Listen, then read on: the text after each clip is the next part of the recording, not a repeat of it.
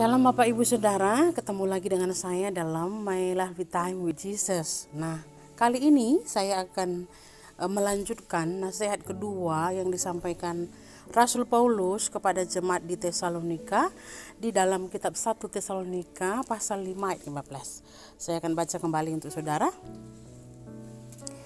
Kami juga menasihati kamu, saudara-saudara, tegurlah mereka yang hidup dengan tidak tertib. Hiburlah mereka yang tawar hati, belalah mereka yang lemah, sabarlah terhadap semua orang. Nah, nasihat kedua yang Paulus sampaikan pada jemaat Tesalonika adalah hiburlah mereka yang tawar hati. Seperti yang sudah saya sampaikan beberapa waktu lalu, dalam kondisi-kondisi untuk menantikan kedatangan Tuhan, banyak hal yang terjadi, saudara. Yang terjadi antara lain banyak yang tawar hati. Nah, arti kata hiburlah itu adalah menyenangkan. Arti kata hiburlah itu menyejukkan hati. Arti kata hibur itu adalah menguatkan hati.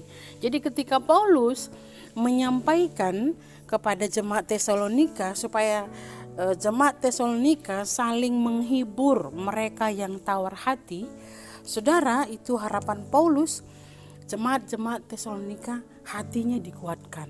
Hal yang sama dituliskan oleh Rasul Paulus di 1 Tesalonika pasal 2 ayat 11, saudara.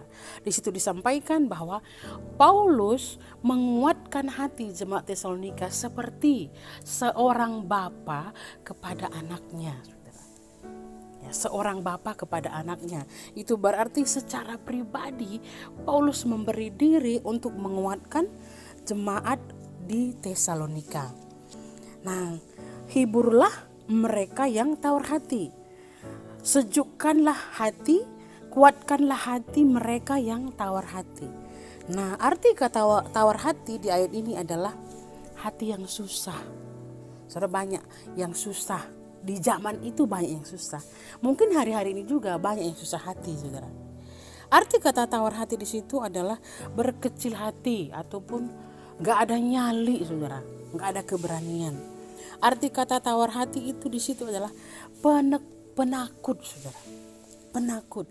Jadi ketika Paulus menyampaikan hiburlah mereka yang tawar hati, Paulus sedang mengatakan sejukkan hati, kuatkan hati saudara-saudaramu yang sedang susah, saudara-saudaramu yang sedang takut, saudara-saudaramu yang sedang berkecil hati.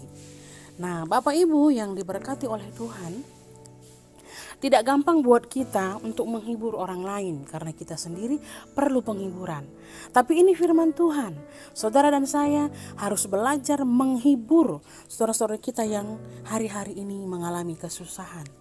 Nah, mari di dalam situasi yang belum menentu hari-hari ini, belajarlah untuk menyejukkan hati saudara-saudara seiman dan hati orang-orang di sekitar saudara. Caranya bagaimana? Dengan ucapan saudara, dengan kehadiran saudara, bahkan ketika saudara melakukan besuk dan dengan doa saudara, itu bisa membuat hati saudara-saudara seiman kita itu kuat kembali, teguh kembali. Jadi dari nasihat Paulus kepada jemaat Tesalonika, hari ini saya share ulang kepada saudara.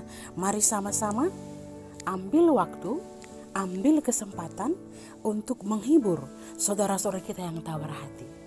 Kiranya kita semua menjadi pribadi-pribadi yang penuh dengan keteguhan hati, penuh dengan kekuatan hati, karena kita belajar menghibur orang-orang yang tawar hati.